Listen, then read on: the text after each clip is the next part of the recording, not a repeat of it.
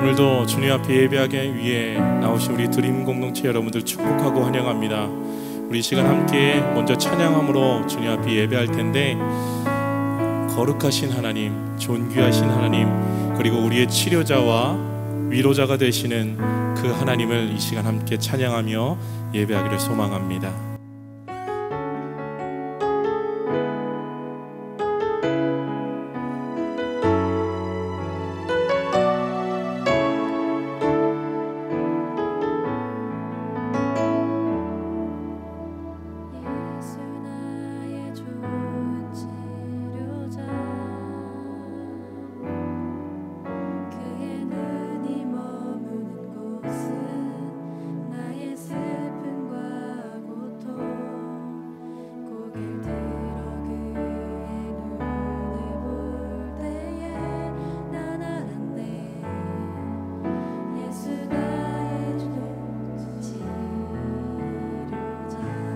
나의 좋은 치료자, 예수 나의 좋은 치료자, 그의 눈길이 닿는 곳은 나의 상처와 아픔, 영원히 흐를 것 같았던 눈물 다 멎었네. 예수 나의 치료자,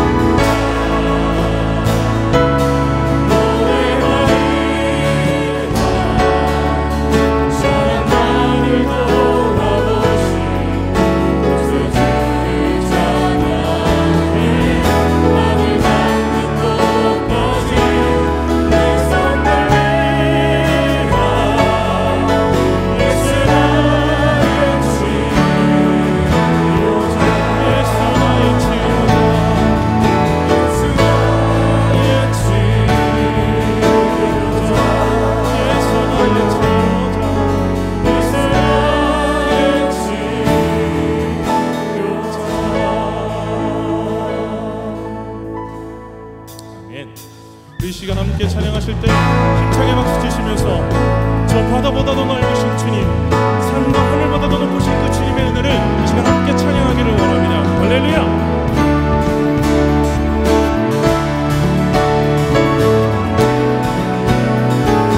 저 바다보다도 더 넓고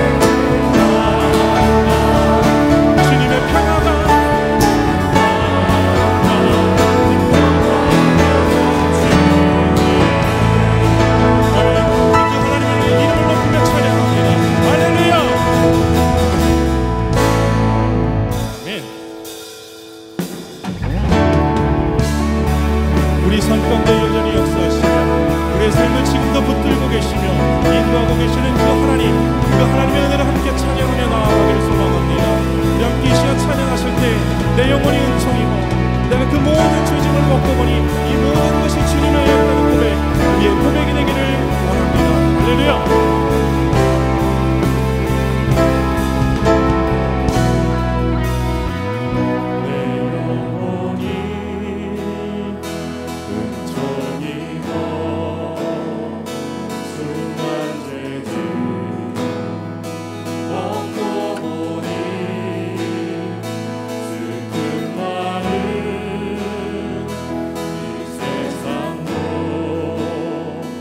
천국으로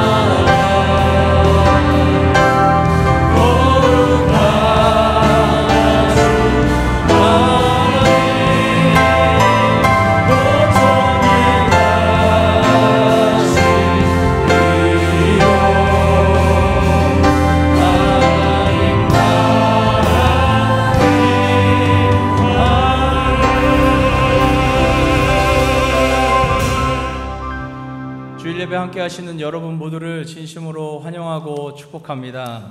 우리에게 은혜를 베풀어 주신 하나님께 신령과 진정으로 예배드리는 이 시간 되길 간절히 소망합니다. 다 같이 자리에서 일어나셔서 사도신경으로 우리의 신앙을 고백하겠습니다. 나는 전능하신 아버지 하나님 천지의 창조주를 믿습니다. 나는 그의 유일하신 아들 우리 주 예수 그리스도를 믿습니다.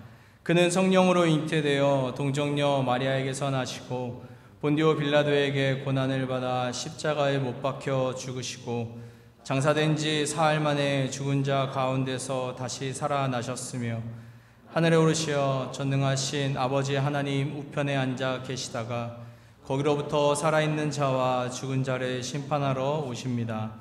나는 성령을 믿으며 거룩한 공교회와 성도의 교제와 죄를 용서받는 것과 몸의 부활과 영생을 믿습니다. 아멘. 이 시간 박수 치시면서 함께 찬양하시겠습니다.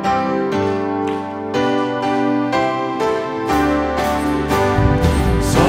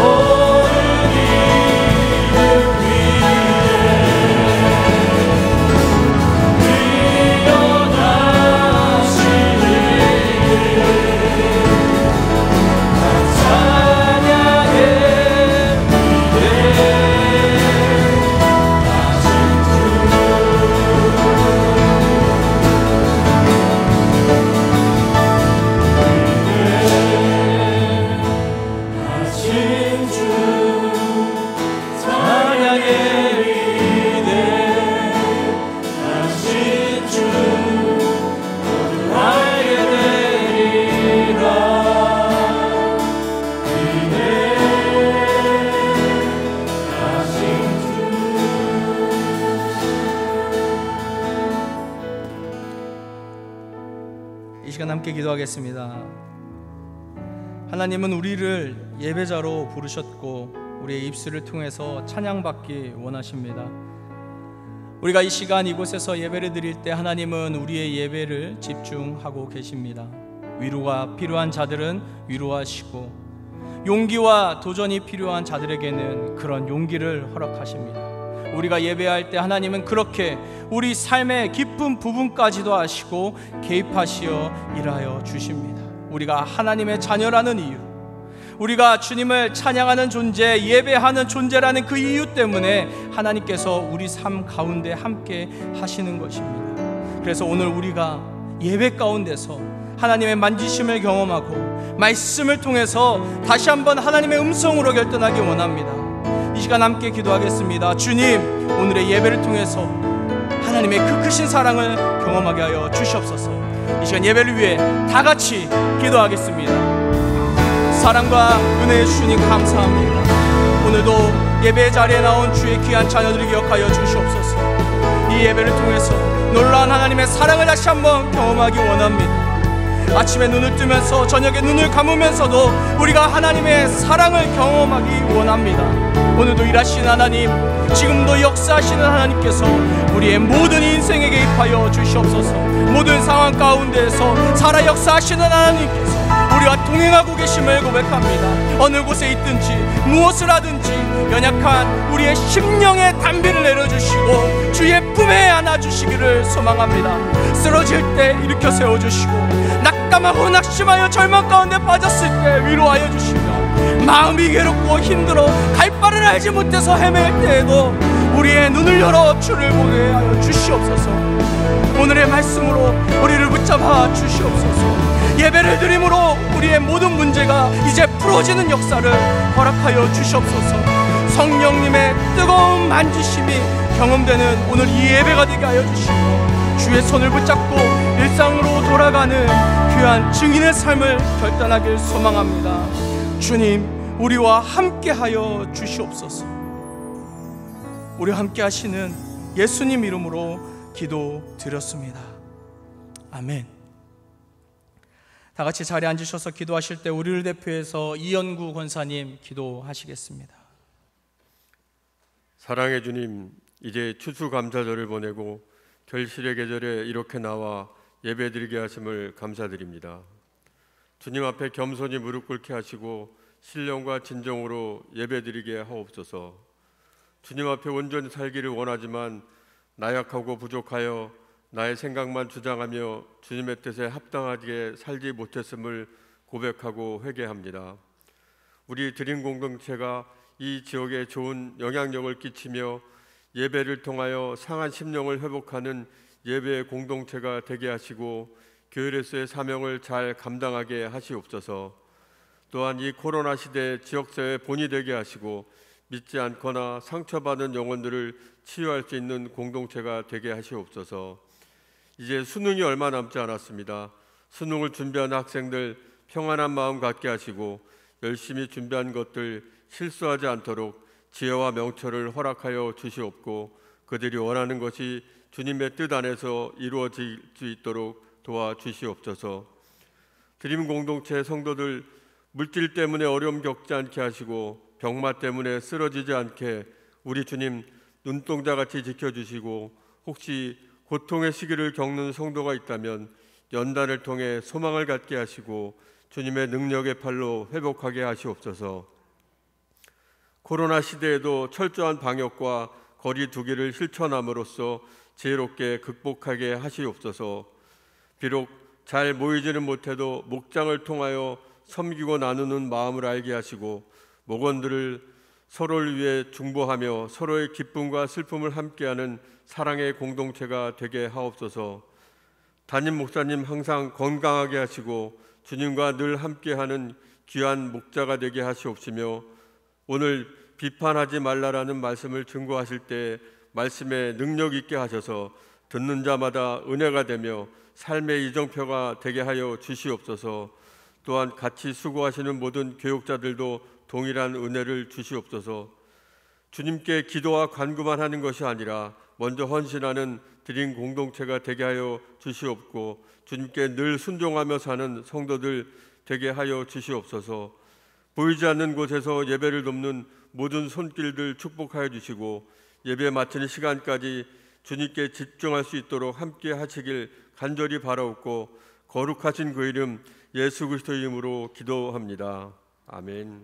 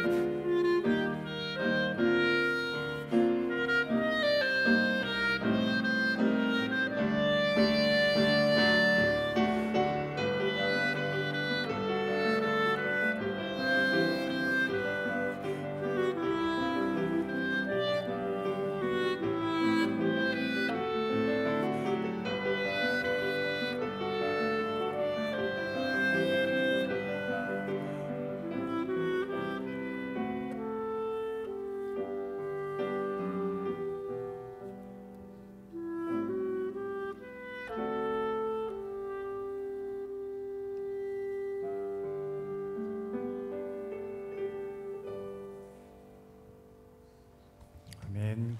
귀한 연주 감사합니다. 하나님께 영광의 박수 올려드립니다. 감사합니다. 우리 함께 드리님을 위해서 기도하겠습니다. 거룩하신 하나님, 오늘도 주님의 전에 우리를 불러주시며 하나님께 예배하는 자로 저희들 허락하여 주시니 감사합니다. 이 시간 주님 앞에 나온 하나님의 백성들이 예배 드릴 때에 이 예배를 받아주시고 우리의 마음을 받아주시고 또한 하나님께 드리는 이 예물을 연락하여 주시옵소서. 하나님 앞에 10의 1을 구별하여 드리는 가정과 기업을 축복하시며 그들의 삶, 나의 생명, 하나님 나에게 주신 이 모든 것 주인 하나님이심을 고백합니다. 주님을 고백할 때 이제는 그 인생이 주님이 책임져 주시는 인생으로, 날마다 우리 하나님이 함께 하시는 인생으로 살게 도와주시고, 내 인생을 내가 살아가는 것이 아니라 하나님이 이끌어 주시는 삶을 경험하는 축복의 가정들이 되게 하여 주시옵소서. 감사헌금 또 목정헌금으로 주님 앞에 드립니다. 주님께 드려지는 이 예물이 쓰이는 곳마다 하나님의 놀라운 역사들이 일어나게 도와주시옵시고, 그 물질이 쓰이는 곳마다 우리 하나님의 회복의 역사가 일어나게 하여 주시옵소서. 주님, 남은 이 2달의 시간이 2020년 하나님이 허락하신 놀라운 축복을 누리는 시간이 되게 도와주시옵시고, 이 세상을 살아갈 때 세상의 노예가 되지 아니하고 온전히 주님을 섬기며 살아가는 믿음의 가정들이 될 수 있도록 하나님께서 함께하여 주시옵소서. 모든 말씀 살아 역사하시는 예수 그리스도의 이름으로 기도드립니다. 아멘.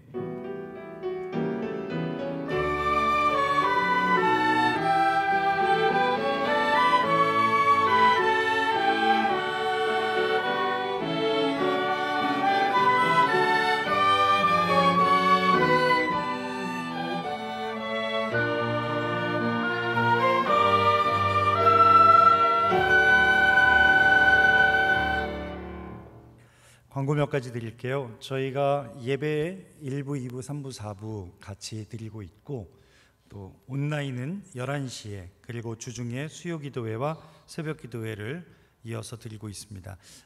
여러분들 시간이 닿는 대로 또 사모하는 마음으로 예배 참여하시고, 또 그 시간마다 우리 하나님의 함께 하심을 경험하는 그런 귀한 예배자로 다시 서시기를 바랍니다. 기도순례 지난주부터 시작을 했는데 어제 보니까 50권 정도가 남았더라고요. 그래서 여러분께 다시 권면드리기는 오늘 그만큼은 여러분이 신청하시고 가져가실 수 있으니까요. 이 성결 속에 있는 기도를 여러분이 적어보시고, 또 그 기도를 내 삶으로 적용해서 또 여러분의 기도를 적어보시는 거예요. 아마 여러분의 기도가 훨씬 더 순수하고 깊이 있게 느껴질 수 있습니다. 기도의 깊이를 경험하는 순례의 여정, 기도 순례 여러분 꼭 같이 하시면 좋겠고요. 또 어제부터 대입 수험생을 위한 기도회가 시작이 됐고, 많은 분들이 어제 참여해 주셨는데 이제 11월에 3번의 토요일 계속해서 이어집니다. 위에서도 기도해 주시고, 또 12월에 있는 수능 위에서도 기도 부탁드립니다. 위임장 광고 한번 더 드릴게요. 그동안 예배에 출석하신 분들은 오셔서 자필 서명으로 위임장 제출해 주셨는데, 혹이라도 오늘 처음 오신 분들은 오늘 위임장 꼭 작성하고 가셨으면 좋겠고요. 그동안에 못 오셨던 분들, 그래서 지난주 중에 집으로 댁으로 다 우편 발송을 했습니다. 받으시면 작성하셔서 교회로 가져다 주시면 좋겠고요. 또 교회까지 오시기 어려우면 목자들 편으로 저희 교회에 제출해 주셔도 좋습니다. 또 여러분들의 편의를 위해서 사진을 정확하게 찍으셔서 보내주시면, 그러면 저희 사무실에서 출력해서 사용은 하겠지만 나중에라도 천천히 원본은 가져다 주시면 좋겠고요. 또 당회 임원보고서, 사역보고서 해당되시는 분들은 필경대 위에 양식이 있으니까 적으시고, 또 홈페이지에서도 다운받으실 수 있으니까 다운받으셔서 작성하시고 이메일로 보내주시면 되겠습니다. 새로운 거리두기 1단계가 어제부터 시작이 됩니다. 5단계로 나눠지는데, 가장 큰 특징은 이제 전국 단위가 아니라 이제 구역별로 권역을 나누어서, 저희는 수도권이죠. 수도권은 100명 이하면 1단계입니다. 반대로 강원도는 10명만 돼도 이제 1단계에서 다음으로 넘어가거든요. 1단계가 적용이 됐을 때 우리가 크게 달라지는 건 없는데, 해오던 거 쭉 하면서 저희가 가장 크게 달라지는 건 그동안 1.5m 간격 유지해서 한 사람 자리만 띄고 나란히 앉을 수 있다는 거, 그게 가장 다르고요. 저희 예배당 이 공간의 캐파로는 450명에서 500명 정도가 한 예배, 한 부에 참여하실 수 있습니다. 그러면 저희가 예전에 드렸던 그 공간과 그렇게 크게 다르지는 않을 것 같아요. 여러분이 원하시는 예배 시간에 오셔서 함께 은혜의 자리 사모하셨으면 좋겠습니다. 여전히 소모임이나 식사는 자제하셔야 되고 숙박을 하는 수련회와 같은 행사는 금지입니다. 협조 부탁드립니다. 교우 소식 알려드릴게요. 먼저 개업하는 가정이 있습니다. 김연아 집사님, 김혁 집사님 가정에서 송도 스마트밸리에 강순자 옛날 김치찌개를 개업하셨습니다. 오늘 3부 예배 참석하셨는데 잠깐 자리에서 일어나시죠. 어려운 시기의 개업이지만 하나님의 큰 축복이 있기를 바라는 마음으로 저희 큰 박수로 축복하겠습니다. 고맙습니다. 또 김성구 집사님, 박가희 집사님 가정에서 시흥 은계지구에 시메스 은계센터 수학학원 오픈하셨습니다. 축하드리고 결혼 소식들이 있습니다. 돌아오는 토요일에 결혼하는 두 커플 박상욱 형제, 사영숙 권사님 아드님이고요. 또 신부 황정인 청년, 오늘 예배 참석하셨는데 잠깐 자리에서 일어나서 인사할게요. 믿음으로 잘 살라고 박수 부탁드립니다. 돌아오는 토요일에 안산 AW 컨벤션에서 있습니다. 또 저희 교회 안에서 함께 신앙생활하다가 결혼하는 우리 박은별 형제, 김민경 자매 결혼 예식이 또 돌아오는 토요일에 센트럴파크 호텔에서 있는데 잠깐 자리에서 일어나실게요. 하나님의 은혜로 잘 살라고 다시 한번 축하의 박수.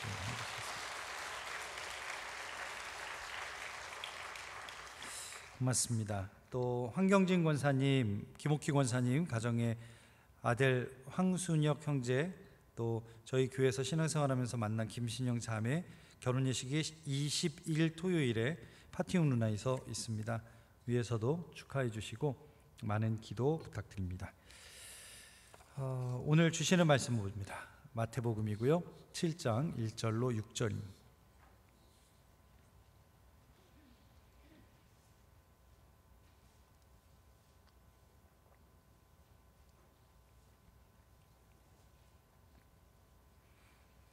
신약성경 마태복음 7장 1절로 6절.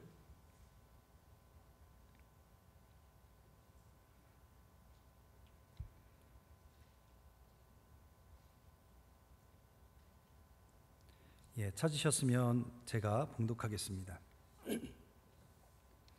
비판을 받지 아니하려거든 비판하지 말라. 너희가 비판하는 그 비판으로 너희가 비판을 받을 것이요 너희가 헤아리는 그 헤아림으로 너희가 헤아림을 받을 것이니라. 어찌하여 형제의 눈 속에 있는 티는 보고 내 눈 속에 있는 들보는 깨닫지 못하느냐. 보라, 내 눈 속에 들보가 있는데 어찌하여 형제에게 말하기를 나로 내 눈 속에 있는 티를 빼게 하라 하겠느냐. 외식하는 자여, 먼저 내 눈 속에서 들보를 빼어라. 그 후에야 밝히 보고 형제의 눈 속에서 티를 빼리라. 거룩한 것을 개에게 주지 말며 너희 진주를 돼지 앞에 던지지 말라. 그들이 그것을 발로 밟고 돌이켜 너희를 찢어 상하게 할까 염려하라. 아멘. 11월의 둘째 주입니다. 2020년도 지나간 시간이 남은 시간보다 훨씬 더 많습니다. 코로나로 인해서 주춤했던 우리 믿음의 경주, 그럼에도 불구하고 감사한 것은 아직 2달의 시간이 있음에 감사합니다. 제가 초등학교 때 몇 가지 기억이 많지는 않은데 한 가지 굉장히 좋았던 기억이 있어요. 우리가 운동회 때 달리기 경주를 하죠. 아마 제 기억에 50m였던 것 같아요. 그러면 이쪽에 출발선에서 출발을 하고 결승선에서는 선생님들이 1등 하는 애, 2등 하는 애, 3등 하는 애를 잡아가다가 도장을 찍어주면 나중에 그 도장 보여주고 노트도 타고 그랬어요. 저는 조를 잘 만나서 2등을 했었는데 그날 박수를 받은 아이는 1등이나 2등이나 3등이 아니었어요. 출발하자마자부터 넘어졌는데 넘어져서 이 무릎이 다 까져서 피가 흘러요. 그런데 그 아이가 일어나 절름거리며 달리기 시작하는 겁니다. 처음에는 그 아이를 뛰지 말라고 말리는 선생님도 있었지만 끝까지 뛰는 그 아이를 향해서 그 운동회에 왔던 모든 학부모님들과 선생님들, 나중에는 아이들까지 다 박수를 보냈던, 그래서 그 어떤 경주보다 아름다웠던 기억이 저에게는 있습니다. 우리가 이 가을에 다시 일어나 달려갈 수 있는 믿음의 식구들을 위해서 박수를 쳐줬으면 좋겠어요. 근데 저는 그 박수가 여러분 스스로에게 하는 박수라고 생각을 해요. 이제 하나님 앞에 그 믿음의 경주를 달려나간, 다시 시각해보자. 우리가 주님을 향한 이 방향이 맞다면, 내가 쫓아가야 되는 푯대가 주님이라면, 그러면 주저할 거 없잖아요. 주님을 따라가 보자, 달려가 보자. 늘 이렇게 고백하며 오늘 2020년 11월 둘째 주 오늘을 살아가는 그런 저와 여러분 되시기를 주님의 이름으로 간절히 축원합니다. 성경에 그리스도인이라는 표현이 몇 번이나 나올까요? 생각보다 많지 않습니다. 딱 3번 나옵니다. 그리스도인이라는 표현이 3번 나오는데 가장 먼저, 가장 처음으로 쓰였던 게 사도행전 11장에서 안디옥 교회 성도들을 향해서 성경은 그리스도인이라고 표현합니다. 예수를 쫓는 사람, 예수를 닮아가는 사람. 그런데 사도행전 26장에 보면 바울과 아그리빠 왕이 서로 대화를 합니다. 바울은 복음을 전하는데 아그리빠 왕이 뭐라고 바울에게 표현하냐면, 너가 지금 그 짧은 말로 나를 권하여 그리스도인이 되게 하려느냐라고 말해요. 아그리빠 왕은 뭔가 착각한 거죠. 단지 예수를 믿으면 그리스도인이 된다고 생각했던 것 같아요. 교회를 가면 그리스도인이라고 착각했던 것 같아요. 그래서인지는 몰라도 이 이후에는 그리스도인이라는 표현 대신에 정말 주님을 잘 믿고 따라가는 사람들을 제자라고 표현합니다. 요즘 제자 훈련 이런 양육 프로그램 정말 많지만, 제자라는 것은 단순히 10몇 주 하는 제자 훈련 마치고 수료증 받은 걸 제자라고 말하지 않아요. 오해하지 않으셨으면 좋겠는데, 제자도라는 말은 우리의 삶 전체에 예수님의 제자로서의 삶의 양식들이 가득 차 있는 상태가 제자도입니다. 우리 흔히 라이프 스타일이라는 표현 쓰죠. 그 사람은 라이프 스타일이 굉장히 자유분방해. 또는 그 사람은 라이프 스타일이 숨 막히더라.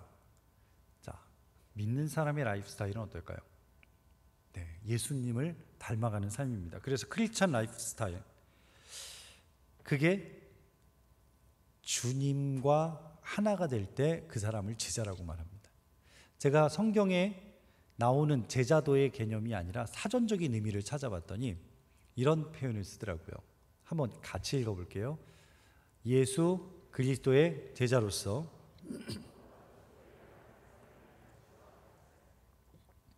예수 그리스도의 제자로서 성도가 추구해야 할 삶의 가치와 자세가 제자도래요.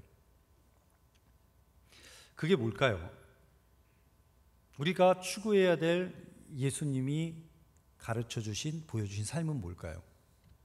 성경에 예수님께서 제자들에게 말씀하신 것은 하나님의 나라와 하나님의 통치가, 또 그분이 다스리는 의가 바로 예수님이 가장 강조하셨던 내용이에요. 또 복음을 전파를 통해서 모든 민족을 예수의 제자 삼는 것, 그것이 또 주님이 우리에게 주신 사명이에요. 또 빛과 소금의 역할을 감당함으로 이웃에게 사랑과 섬김으로 살아가는 것을 예수님은 우리에게 강조하셨어요. 그럼 질문 드려볼게요. 이렇게 예수 그리스도의 제자로서 우리가 추구해야 하는 삶의 가치와 자세, 이게 잘 돼 있는 게 제자도의 삶을 사는 사람들인데, 그러면 우리가 교회에 출석해서 예배를 드리고 또 교회 구성원으로 봉사를 하고 교사로 또는 이렇게 찬양팀으로 또 일찍 와서 주차 안내로 또 예배 여러분들을 섬기는 안내와 헌금위원으로 이렇게 봉사하는 것, 자, 이것이 그리스도인의 모습이지만 이것만으로 진정한 주님의 제자라고 말할 수 있을까? 한번 스스로 물어보자는 거죠. 내가 주일 예배 빠지지 않고 잘 드려. 내가 봉사도 하나 해. 이게 제자일까? 아니면 다시 한번 그 제자도의 기준을 가지고 볼 때 그렇게 예배드리고 그렇게 봉사하고 나의 삶의 자리에 돌아가서 내가 만나는 가족들과의 대화에서 주님이 드러나고 내가 일상에서 만나는 이웃과의 관계에서 또 내가 지금 하고 있는 일과 직장에서 내가 하는 선택, 내가 하는 행동, 그것에 따라서 우리의 제자도의 모습이 드러나는 것은 아닐까. 이제 세상이 교회를 보는 눈이 요즘 참 험해졌습니다. 예전에는 직장에서도 당신 교회 다녀? 그러면 그냥 교회 다니는 것만으로도 그래도 저 사람은 나보다 조금 더 선하고 그 사람은 나보다 조금 더 낫고 그래도 저 사람은 나보다 조금 더 착하게 살아보려고 노력한다라고 그렇게 생각했지만 이제는 아닙니다. 이전에는 내가 교회를 다니냐 안 다니냐가 세상 사람들이 볼 때 그 사람이 예수를 믿냐 안 믿냐의 문제지만 지금은요, 여러분이 회사나 사업체에서 금전출납부 한 줄 어떻게 기입하느냐, 여러분이 그 영수증 하나 어떻게 내느냐가 저 사람이 예수 믿는 사람인가 아닌가를 봅니다. 여러분의 거래처와 어떻게 거래를 하고 거기에서 어떻게 세금 계산서를 끊고 어떻게 돈 거래를 하느냐가 여러분이 예수를 믿는 사람인지 아닌지를 그 사람들은 봅니다. 또 여러분이 직장 동료를 같이 업무를 하는 업무 처리의 방법에 있어서 여러분들이 어떻게 하느냐가 바로 여러분들이 예수님의 제자인지 아닌지를 그 사람들이 판단한다는 거죠. 그러니까 우리의 삶의 방식이 예수님이 원하시는 삶의 모습, 예수님의 제자로 그분이 살아내셨던 그분의 모습으로 변화되고 훈련되어지는 거, 이게 우리에게는 정말 반드시 필요한 거예요. 아마 앞으로 이 시대적인 변화에서 그동안 교회가 가지고 있던 좋은 이미지와 또 이전의 모습으로 회복되려면 아마 올 한 해 이렇게 구겨진 것, 이 기간보다 아마 5배, 10배의 시간을 우리가 들여야지 다시 회복될 수 있을 겁니다. 여러분 가운데 그렇게 생각하시는 분도 있을 것 같아요. 목사님은 목회만 하시니까 세상이 얼마나 험한지 잘 모르지요. 여러분보다는 아마 덜 느끼겠죠. 그렇지만 제가 많은 성도님들을 만나보고 또 사업을 하시는 분, 이제 자영업을 개업하시는 분, 또 직장 생활하는 초년생들을 만나보면 그 어려움을 어느 정도는 경험합니다. 한 번은 청년하고 이야기를 나누는데 정말 좋은 직장에 취업을 했어요. 그것도 감사하지만 같은 직장 안에 상사도 아니라 같은 동료 직원인데 선배가 그렇게 못 살게 힘들게 구는 거예요. 얘기를 듣다 보니까 저도 막 화가 나요. 그렇게 부푼 꿈을 가지고 사회에 나갔는데 같이 근무하는 선배 동료로부터 그런 대접을 받으면 얼마나 마음이 힘들까. 제가 이렇게 개업 예배를 가면 정말 제가 해줄 수 있는 모든 축복을 다 그 가정의 기도로 빌어주는데, 얼마 전에도 라피에스타를 지나가는데 분명히 제가 같이 개업 예배를 드렸던 저희 성도님의 가정인데 새로운 렌트를 찾는다는, 세입자를 찾는다는 종이가 붙어있는 걸 보면서 가슴이 철렁하죠. 사업장 신방을 가면 정말 영업 한번 하려면 간쓸게 다 빼줘야 되고 그래도 될까 말까 한 이야기들을 듣죠. 우리나라처럼 이 가불이 분명한 나라에서는 더 하겠죠. 그 현장의 어려움들을 아마 몸소 여러분들은 느끼실 거예요. 또 옆에 다른 동종업계 사람들 보면 나처럼 이렇게 세금 보고 다 하고 난 바보처럼 사는 거 아닌가, 저 사람처럼 쉽게 벌어도 될 텐데 하는 생각이 왜 안 들겠습니까? 그런데 우리가 편리하게 교회에서의 기준과 세상에 나가면 세상의 기준, 이 이중의 기준을 가지고 살다 보면 세상 그 누구도 여러분들을 그리스도의 제자라고 여기지 않는다는 거예요. 우리가 교회 딱 들어오면 모두가 바뀌죠. 그래서 사용하는 언어도 바뀌고 표정도 바뀌고 삶의 양식도 바뀌고, 교회 문을 나서는 순간부터 세상의 기준과 가치에 그대로 살아가는 모습, 그거 어렵지 않습니다. 현실 속에서 어떻게 예수의 제자로 살아갈 수 있느냐, 제가 여러분께 드리고 싶은 부탁은 이거예요. 그렇다고 우리의 기준을 낮추지 말자는 거죠. 제가 가장 속상할 때가 하향평준화예요. 여러분 가운데 그럴 수 있어요. 장로님도 뭐 저 정도 하시는데 나는 이 정도 충분하지. 권사님도 저 정도 하시는데 집사인 나는 이거면 대단하지. 아니에요. 우리의 기준이 옆에 있는 사람들의 기준이 아니라 주님을 닮아가는 게 우리의 기준이라는 거예요. 성경은 날마다 우리의 기준을 예수님께로 두고 있어요. 사랑하는 공동체 여러분, 우리 아무리 힘들어도요, 예수님의 제자됨을 포기하지 않는 저와 여러분 되시기를 축원합니다. 여러분의 기준이 예수님이 아니면 예수님의 제자가 되는 건 아니잖아요. 물론 존경하는 신앙의 선배는 있을 수 있어요. 존경하는 권사님, 장로님도 계세요. 그렇지만 그분들이 여러분들의 기준은 아니에요. 여러분이 그분들의 제자는 아니잖아요. 우리의 기준이 예수 그리스도가 되고 내 삶이 주님을 쫓아가고 그분을 닮아갈 때 우리가 예수의 제자도를 가지고 사는 사람으로 세상 사람들에게 예수님을 여러분이 보여주실 수가 있어요. 정직한 사람은 망하는 것 같아요. 나를 넘어뜨리고자 하는 사람은 정말 날 짓밟을 것 같아요. 그럼에도 불구하고 여러분, 예수님의 제자가 되는 것 포기하지 말자는 거예요. 예수님이 십자가에 죽을 때 세상이 예수를 죽인 것 같지만 예수님은 부활하셔서 승리의 열매가 되셨어요. 그분이 우리와 함께 한다면 이 땅에서의 삶, 두려워할 필요 없어요. 그리스도의 제자는 예수님과 함께하는 사람들이거든요. 앞으로 이제 마태복음 7장의 말씀은 4주 동안 이어서 올 텐데 오늘 같이 읽은 이 본문의 말씀 한 줄로 요약하면 비판하지 말라요. 그런데 여러분, 이 말 자체도, 비판하지 말라는 말도 굉장히 어려운 말이잖아요. 거의 불가능해 보여요. 여러분 가운데 남 비판 안 하고 사는 분 계십니까? 아마 우리 가운데 찾기가 쉽지 않을 겁니다. 어떻게 보면 현대인들은 이 남을 비판하면서 나의 존재를 드러내는 그런 도구로 쓰는 것 같아요. 그래서 다른 사람을 비판하면서 내가 저 사람보다 그나마 조금 더 의로운 걸 더 드러내기도 하고, 나도 그렇게 사는데 저 사람의 부족한 걸 더 드러내면서 나는 그 뒤에 숨기도 하고, 그게 우리의 모습 아닙니까?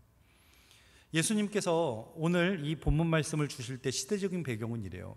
이스라엘이 로마의 침략을 당하고 로마에 짓밟혔습니다. 모든 사람들이 로마를 미워하고 싫어했지만 누구도 로마의 황제를 욕할 수는 없었습니다. 무서웠거든요. 너무 셌거든요. 로마를 대놓고 욕하고 반대하기는 쉽지 않았지만 만만한 사람도 있었습니다. 로마에 빌붙어 사는 사람들, 로마의 세금을 걷어가는 세리들, 로마의 하급 관리로 취직한 유대인들, 창녀들, 거기에 빌붙어서 먹고 사는 사람들, 이 유대인들의 비난거리에 가장 제일 먼저 있었습니다.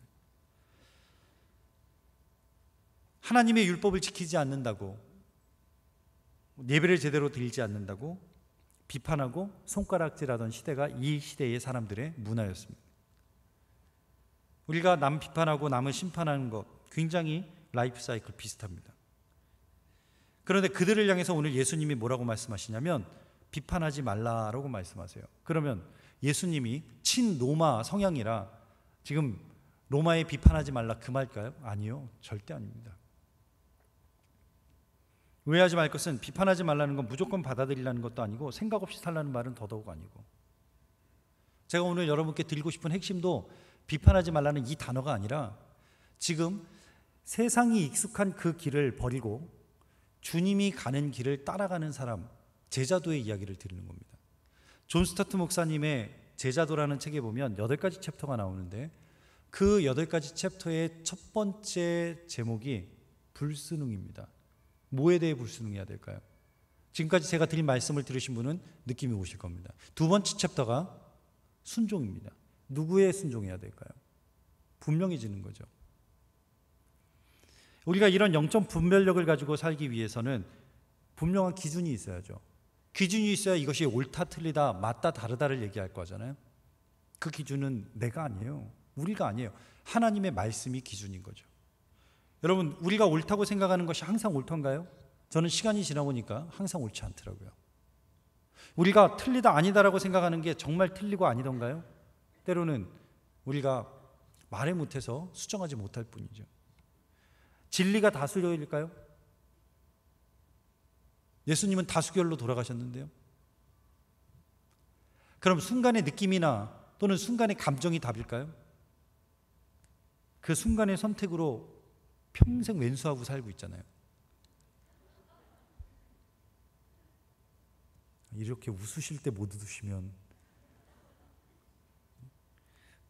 여러분, 우리의 기준은 분명해야 돼요. 주님의 교회가 이 세상의 패싸움에 동조해서도 안 되고요. 사람들이 돌을 던질 때 함부로 같이 돌을 던져서도 안 되고요.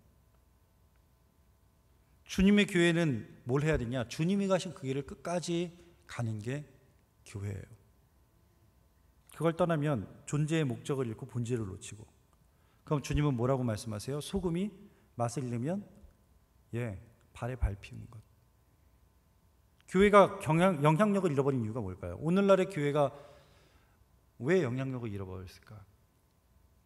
우리조차도 예수님의 메시지를 하나님의 메시지로 듣지 않고요.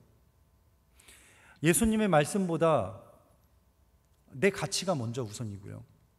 예수님의 말씀보다 내가 하고 싶은 게 먼저고요.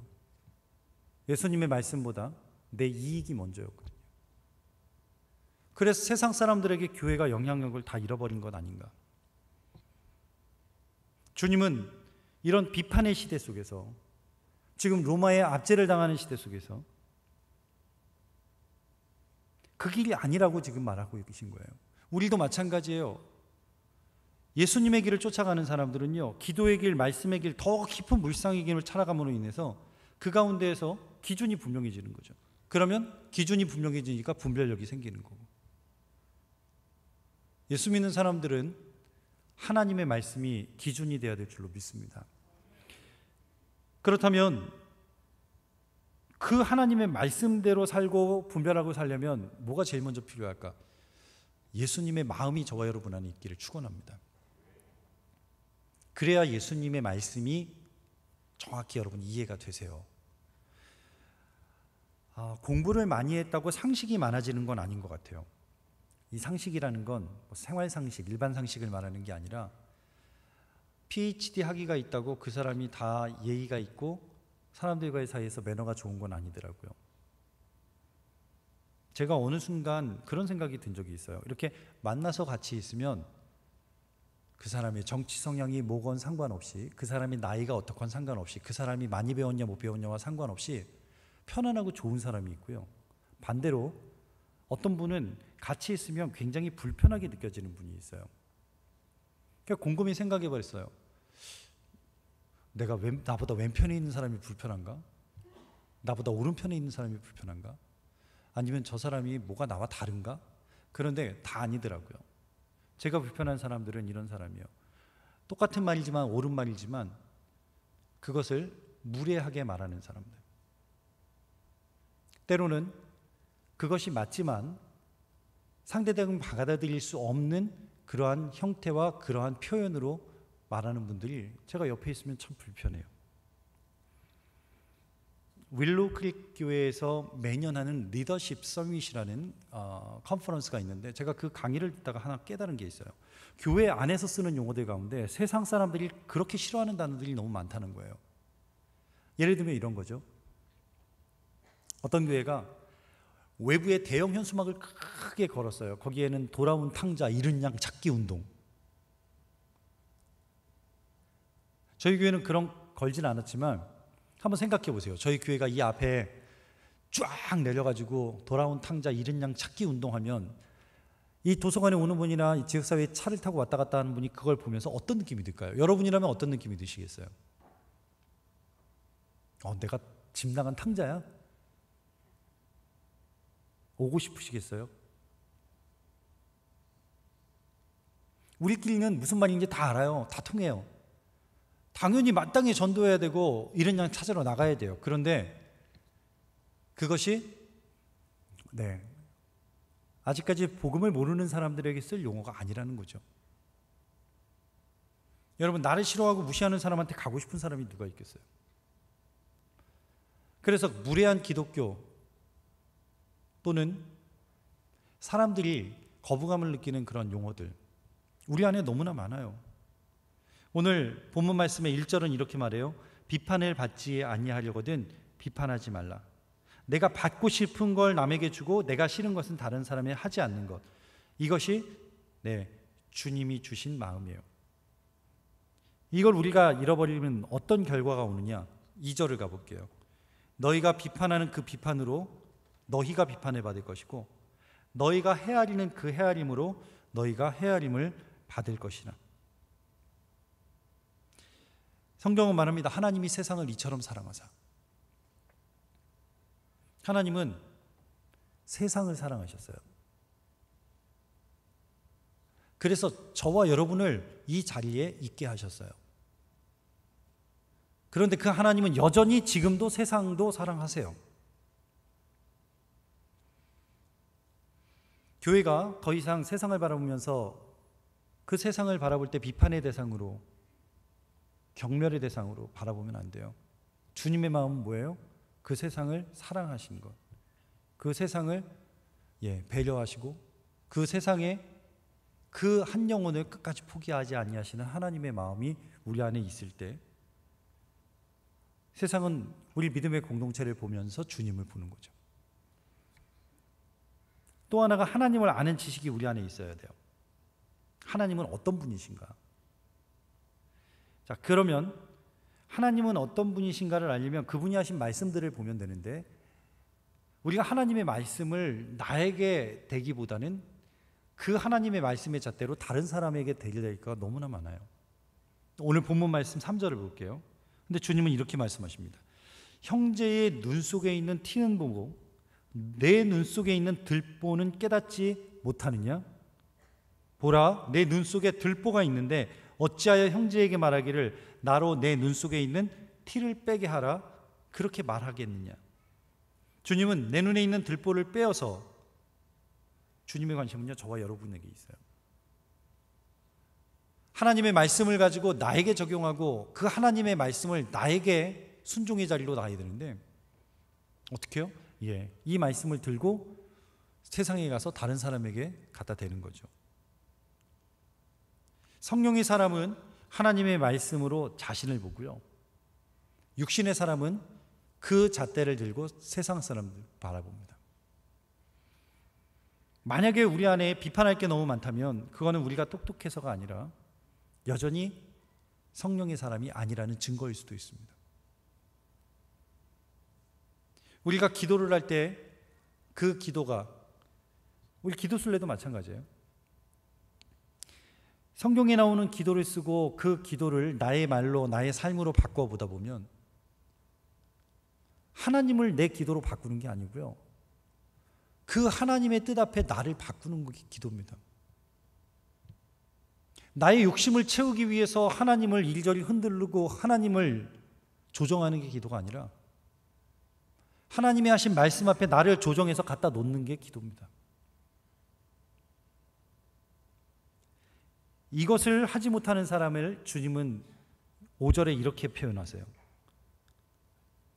같이 한번 읽어볼게요. 시작. 외식하는 자여, 먼저 내 눈 속에서 들보를 빼어라. 그 후에야 밝히 보고 형제의 눈 속에서 티를 빼리라는 것을 발로 밟고 돌이켜. 거기까지만 볼게요. 외식하는 자라고 말씀하세요. 자기 눈에 있는 들보를 깨닫지 못하고 빼지 않으면서 남에게 이야기하는 외식하는 자다. 그런데 거기서 멈추지 않아요. 한 가지만 하면 돼요. 그 들보를 빼면 어떻게 해요? 밝혀진대요. 밝히 볼 수 있대요. 눈이 밝아지는 거죠. 성령에 이끌리는 사람은 내 눈에 있는 들보가 빠진 사람. 그래서 어떻게 해요? 영적인 눈이 열려지는, 하나님이 하시는 일을 보고 주님이 기뻐하시는 일을 볼 수 있는 사람. 저는 늘 그런 생각을 해봐요. 우리 하나님 앞에 서는 날이 올 텐데, 그런데 생각보다 신앙생활하면서 이 생각 안 하고 사는 분이 너무 많아요. 하나님 앞에 서게 되는 그날 우리 인생의 최종적인 판단은 우리가 하는 게 아니라 하나님이 하시는 거예요. 우리 인생의 판단도 내가 하는 게 아니라 하나님이 하시는데 하물며 옆에 있는 사람 판단을 우리가 어떻게 막 하겠어요? 우리나라 조선에 들어오셨던 선교사님들이요, 한국에 처음 와서 조선 땅을 보니까 캄캄한 거예요. 여전히 양반 제도가 있어서 놀고 술 먹고 맨날 화토치고, 저 사람들을 보니까 이 민족은 소망이 없어요. 미국의 실용주의에 빠져있던 사람들, 선교사님들이 우리나라를 보니 저 사람들 때문에 나라가 망할 것 같아요. 또 이 사람들의 캄캄함, 여전히 아직까지 글을 모르는 문맹이 많고, 여전히 질병 가운데 죽어가고 의술 없고, 여전히 인구의 절반은 아예 교육의 기회조차도 없는 여성들로 돼 있는 조선 땅이 앞이 안 보이는 거죠. 그래서 미국 선교사님이 본부의 선교국에 편지를 쓸 때 그 구절에 이런 구절도 있어요. 조선 땅이 앞이 캄캄합니다. 저들이 구원을 얻는다는 것이 불가능해 보이기까지 합니다. 저들의 속이 보이지 않습니다. 만약에 그 선교사님이 그때 저들을 포기했다면 우리는 여기 없겠죠. 그러나 그 선교사님들은 끝까지 포기하지 않고 그 길을, 그 복음을 전했습니다. 지금 저와 여러분의 모습이 어떤 모습일지라도 우리를 포기하지 아니하시는 주님이 계셨기에 우리가 이 자리에 있는 거고, 우리를 끝까지 포기하지 않고 놓칠 수 없는 그 사랑으로 우리를 붙잡고 계신 하나님의 사랑이 있기에 우리가 구원을 얻었고, 그 하나님이 지금도 우리와 함께 하시기에 우리가 믿음으로 주님을 볼 수 있는 거잖아요. 그리스도인은 어떤 상황에서도 구원의 하나님을 높이는 겁니다. 그리스도인은 하나님이 살아계심을 고백하는 한 영혼을 끝까지 포기하지 않는 겁니다. 그리스도인은 미움과 비난과 음해와 시기와 결렬의 자리에 서 있지 않고 프란시스의 기도처럼 결렬된 곳에 평화의 도구로, 상처가 있는 곳에 위로의 도구로, 진리가 없는 곳에 진리를 선포하는 저와 여러분 되시기를 축원합니다. 말씀을 정리하면서 오늘 주님이 말씀하신 이 말씀을 쫓아가기에 우린 너무나 연약합니다. 그런데 우리가 얼마나 연약한지를 인정하면 돼요. 우리가 송구영 신년 예배 때 보통 결단들을 하잖아요. 이거 뭐 사람과의 약속이 아니라 하나님과의 약속이잖아요. 내가 올해는 새벽 기도를 해볼게요. 내가 올해는 성경 일독을 꼭 할게요. 제가 올해는 예배 한 번도 안 빠질게요. 제가 올해는 이런 봉사들을 좀 할게요. 그런데 그 하나님과의 약속을 지켜가다가 옆에서 누가 한 소리만 하면 어떻게 돼요? 바로 때려치죠. 기분 나빠서. 내가 이거 안 하면 못 사냐? 이게 누구하고 한 약속인데요. 그 한마디 때문에 하나님과 약속했던, 하나님 앞에 결단했던, 하나님 앞에 헌신했던 마음도 싹 사라지는 게 저와 여러분이에요. 그 연약함은 인정하는 거예요. 그래서 그 연약함은 인정하고, 내가 날마다 죽어서 주님이 내 안에 사는 걸 경험하는 거예요. 그걸 인정하는 사람은요, 매일매일 내가 죽으니까 끝까지 포기하지 않고 오늘을 살아내는 거죠. 넘어졌다가도 다시 일어나 달려가는 거예요. 그렇게 살기 위해서 제가 여러분께 부탁드리고 싶은 게 있어요. 모세가 하나님을 만난 장소는 어디일까요? 애굽의 왕궁이 아니더라는 거죠. 적어도 하나님을 만나는 정도면 이집트 왕궁에 그 정도의 의전과 카펫과 그릇과 금등은 있어야 될 것 같은데, 그곳에서 하나님을 만난 게 아니라 그가 사람을 죽이고 동족에 의해서 너가 나 죽이려고 그 소리를 듣고 두려워서 도망간 광야 시내산이었어요. 두려움의 자리, 도망간 자리, 아무도 없는 곳, 그곳이 하나님을 만난 자리더라는 거죠. 실패의 자리요? 주님을 만나는 거예요. 성경의 맨 마지막 책이 요한계시록인데 요한계시록을 쓴 사도 요한이 어디서 하나님의 음성을 들었을까요? 예루살렘 성전일까요? 그가 로마에 의해서 핍박을 받아서 유배를 갔던 반모섬이라는 곳이에요. 지금도 오늘날 국가로 하면 그리스하고 터키 사이에 바다 한복판에 있는 섬, 요즘도 배 타고 가기가 쉽지 않아서 날이 조금만 나빠도 못 가는 섬, 거기에 갇혀 있으면서 하나님의 음성을 듣고 주님의 계시를 받아서 요한계시록을 씁니다.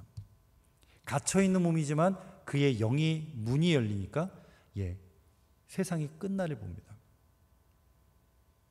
저는 우리도 마찬가지라고 생각해요. 우리가 너무 바빠요. 너무 만나는 사람이 많고 너무 말이 많아요. 그래서 하나님을 만나는 일이 어려워요. 모세와 같이 시내산에서 하나님을 만나는 저와 여러분의 복이 있기를 원합니다. 요한과 같이 반모섬에서 하나님의 말씀과 음성을 듣는 저와 여러분 되기를 축원합니다. 하나님께서 저와 여러분을 부르십니다. 정말 이 땅에서 우리가 이루어야 할 최고의 가치는 뭘까요? 그분의 삶을 쫓아가는 제자로서의 제자도를 갖는 겁니다.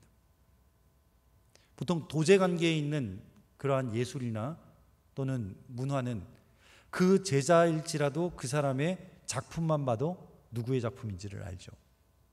그 제자가 배운 스승의 기술이 거기에 그대로 들어있고 그 제자의 작품이지만 이것이 스승의 것인지 제자의 것인지 누구로부터 사사를 받았는지를 바로 압니다. 작품 안에 마치 지문이 담겨 있는 것처럼.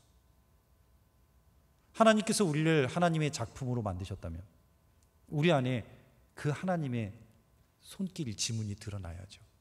저와 여러분의 말로, 저와 여러분의 손끝, 저와 여러분의 행동 하나에 그분이 드러나야죠. 그게 제자도입니다. 그러기 위해서 여러분 성경 통독하시는 분들, 신약 통독 이번 12월 첫째 주에 끝나죠? 힘들지만 한 달 더 달려보세요. 끝까지 마무리해보세요. 하나님의 말씀을 통해 우리에게 주시는 주님의 음성이 있기를 축원합니다. 기도순례 시작하시는 분들, 기도를 적으시면서 정말 하나님을 깊이 만나보세요. 그 하나님 앞에 기도했던 그분들의 삶을 들어가 보세요. 우리에게도 그 기도의 문이 열려질 줄로 믿습니다. 성경방 공부하고 계십니다. 온라인으로만 하다 보니까 이게 내가 지금 잘하고 있는 건지 아닌지 모르겠어요. 잘하고 계세요. 여러분이 끝까지 감당하시면 좋겠어요. 이러한 시간들을 통해서 누굴 만나는 거예요? 주님을 만나는 거예요. 저는 우리 모두가 저와 여러분의 삶의 자리에 구별된 시간, 구별된 장소에서 우리 주님을 만나는 은혜가 있기를 주님의 이름으로 축원합니다. 그 시간이 하나님이 그렇게 찾으시는 시간이에요. 오늘 우리에게 주시는 이 말씀 다시 한번 기억하면서 우리 안에 주님의 마음 달라고, 그래서 그 주님의 마음을 닮아감으로 인해서 내 삶이 하나님을 드러내는 인생으로 살게 해달라고 우리 같이 찬양하고 기도했으면 좋겠습니다. 일어나셔서 보소서 주님 찬양합니다. 보소서 주님 나의 마음을 선한 것 하나 없습니다. 그러나 내 모든 것 주께 드립니다. 사랑으로 안으시고 날 새롭게 하소서. 주님 마음 내게 주소서. 내 아버지 주님 마음 내게 주소서. 나를 향하신 주님의 뜻이 이루어지도록 주님 마음 내게 주소서. 내게 사랑을 가르치소서. 당신의 마음으로 용서하게 하소서.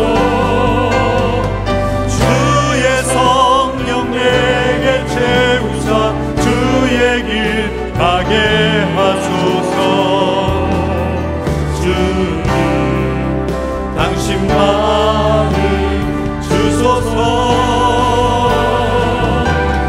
주의 성령 내게 채우사 주의 길 가게 하소서. 주님 당신 마음 주소서. 주님 마음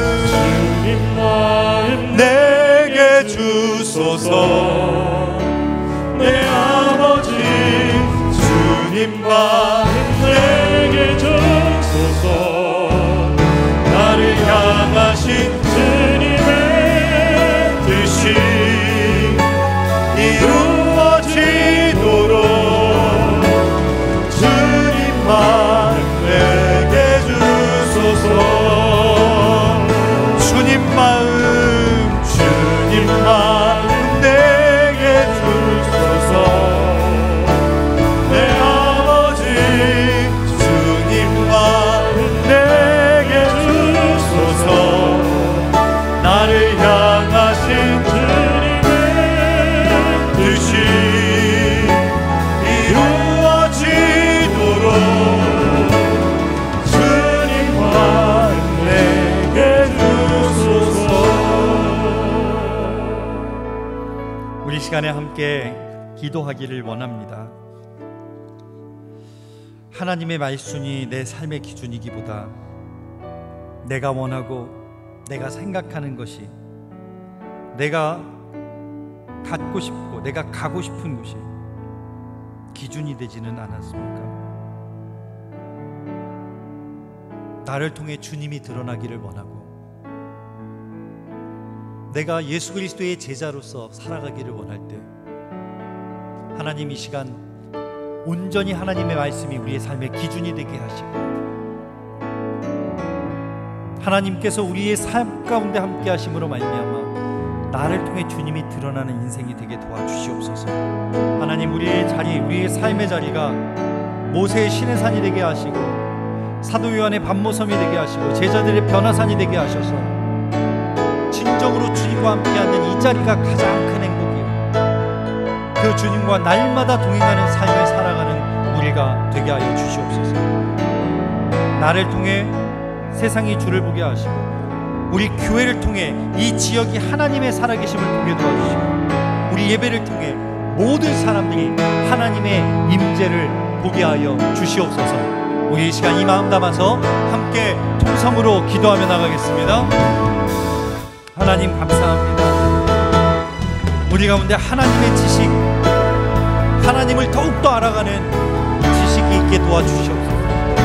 하나님의 마음을 우리 안에 품고 하나님이 기뻐하시는 일을, 하나님이 원하시는 일을, 그리고 세상이 그 일을 통해 하나님이 주를 보는 역사가 있게 도와주시옵소서. 나를 통해 하나님의 뜻이 이루어지게 도와주시옵소서.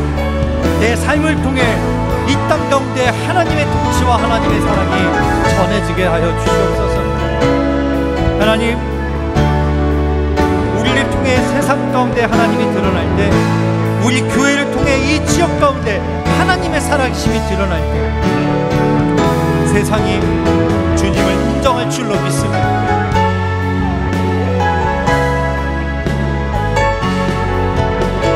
우리 안에 살아 역사하시고 우리 안에 함께 하시는 성령님과 날마다 동행하게 도와주시옵소서. 우리의 예배가 하나님을 더 깊이 만나는 예배가 되게 도와주시옵소서. 그 만남을 통해 그 삶에 하나님이 허락하시는 능력, 하나님이 인도하심이, 주님이 이끄심이 경험될 수 있도록 주님 오늘 이 자리를 축복하여 주시옵소서. 날마다 주님을 바라보는 그 시선을 놓치지 않게 도와주시고 우리 눈에 가리운 것을 벗겨주시는 하나님의 은혜를 맛보게 하여 주시옵소서. 하나님 감사합니다.